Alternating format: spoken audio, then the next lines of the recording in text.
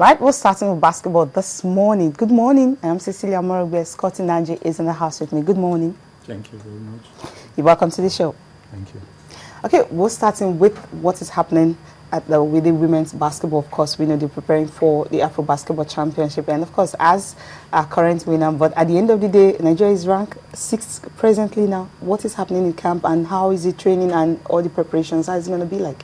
Well, we've been able to finish the first phase of the camp, which comprises of the home-based players. The second phase, which we want to start sometime next week, okay. Say 12th to around 25th of August, we want to bring in the foreign-based players. And right now, the Federation is making arrangements, trying to clear some of the players. We have been talking with their coaches, we've been talking with their schools, those that are in schools, to make sure that they are free during the campaign and the championship.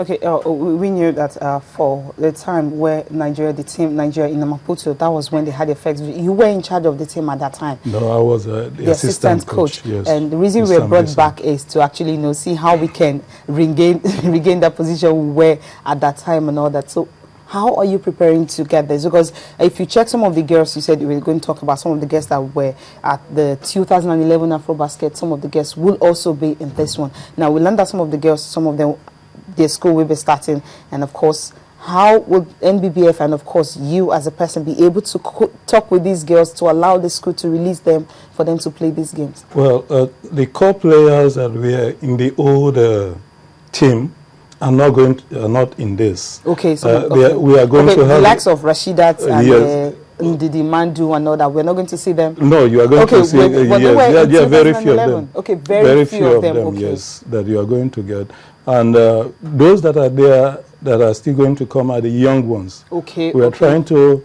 bring up a new team. We are trying to look at the young ones and try to play with more vigor and make sure that, we change our style of play. Okay. And that has been a little bit of the challenge that some of the players that, think they are supposed to be here, not getting calls, yes, and all that are still in the process. We are trying to make sure that we get those that will be able to help us change the face of the team, and try to make sure that we give a good account of the Nigerian team this time. Okay, now you as the coach of the women's team, and of course, there's this report that just 6 home-based players will be joining the foreign home-based players. So why are we picking just 6 home-based players? Because if you check First Deporters, if you check First Bank, and these are the girls on fire. Just for 3 seasons in a row now, you have a Deporter actually dominating the women's basketball. Yes, I know so many people who always want to ask those questions.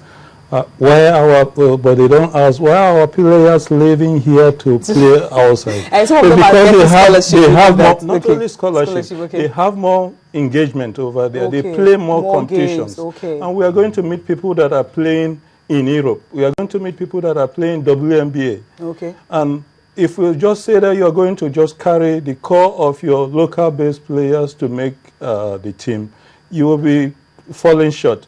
Also, you look at, what you have now. Most of our players leave every year. Majority of our good players leave every year to go and play. Vividly. So most of them, you say, okay, because you have gone out there to play, you won't bring them back. Okay. So it is a big challenge. But we're trying to balance it. We are trying to make sure that not just going to participate, we want to win. So we want to look for the best. Okay. So in trying to choose the best, you have to really give everybody a chance. And we are giving some people, most of them, a chance. We have done the first phase of the camp here in Nigeria. That's to look at them again, and then we'll look at those that we have outside.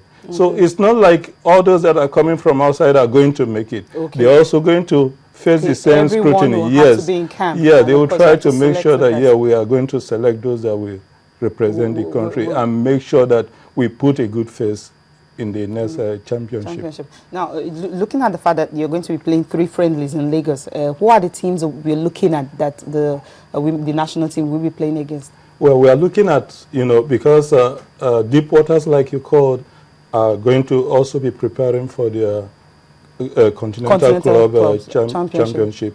Dolphins are going to prepare also. Yes. We want to bring the team here to see if we can have those friendlies. We can organize, bring the best of the best that are around to play against the national team. The national team. Yes. Now, do we have the 6 home-based players that are joining them? Can we get to know their names? I wouldn't want to give you all the names, but I know I have them, and most of them know themselves. You have the likes of Nkechi. Okay, you have, yes, you have Ukwe. You have Evelyn. Okay. All those are going to be in the next phase of the camp. It's like we're having like up to 3 from Deepwater making this list from the names you've mentioned. I didn't just call Deepwaters. I've called First Bank. I've called yes. Okay. Well, what I'm saying is you're going to have like more of the players coming from these 2 clubs because they are really the leading clubs. The 3 clubs. Okay, Dolphin inclusive. Dolphins, Deepwater and First Bank. The 3 of them are joint players from the next phase of the camp. Yes. Now, that's really a good one. Now, you mentioned that they don't really play much competition like you have in Europe and, of course, in the US. Yeah. What will you recommend that MBBF should do to ensure that not just the league, because the only thing they do now is the Zenith League. That's the only championship they play, except they go for the club championship. And outside that, they don't play any other leagues. Any other competition? What will you recommend that MBBF should do to ensure that you have more competitions for these girls? That has been our challenge. And it goes to say, we have to bring in corporate sponsors to sponsor more competitions for the girls. Okay. Right now, they are off-season. Yes, some of them are not going to play any basketball till next year when they say, okay, this... The league and that is the problem, that is affecting the girls' championship. You have to have them engaged for some of them to know. Apart from those that are going continental, you won't see any of them other people training. It's only those players that you will see trying to do something because they have something in front.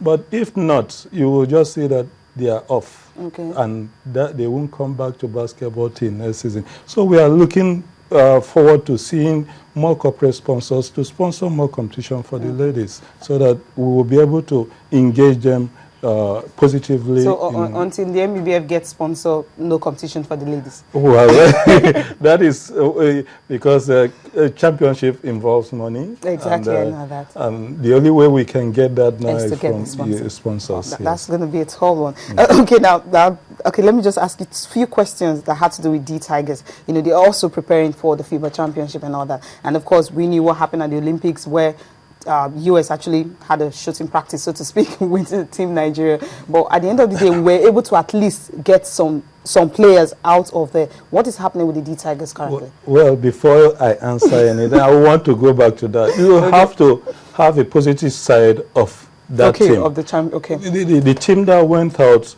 had a lot of constraint, going from the qualifiers up to the Olympics. You will find out that they didn't have time to even prepare again. Okay. Most of them went there with injuries. They were just putting a good front to be able to cover up. Okay. But, there are so many challenges facing basketball when it comes going for competition, for big championships like that.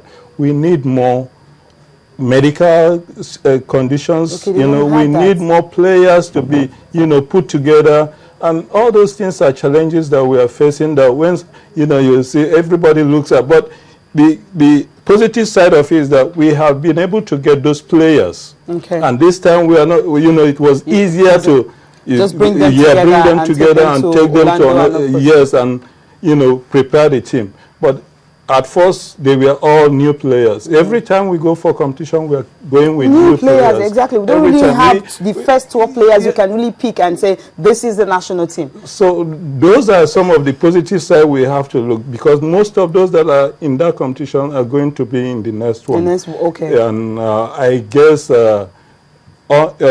no matter what, the people are looking at the friendly matches they are playing. Venezuela, when it went to overtime, and they said, they lost and all that. Is building the team. Okay. We as coaches, we are looking at what the players are bringing in. Okay. And we are not going to play, we are going to play in African Championship. what have we been able to achieve from those competitions, and that's where I look at. You know, it's been good for them because they have played a lot of championships from China to province in China and now to US.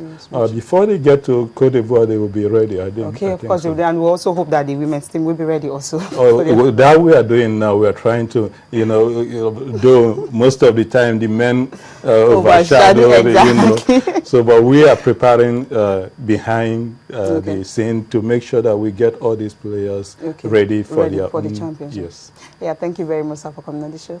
Thank you very much. We hope to have you some other time. Of course, that's when the team are fully ready, and because I know they'll be going to Europe. Oh, love to come. We even love to bring some of them some here of the when we are exactly here in Lagos. when we're here. Okay. So no problem. Yeah, thank you very much, sir.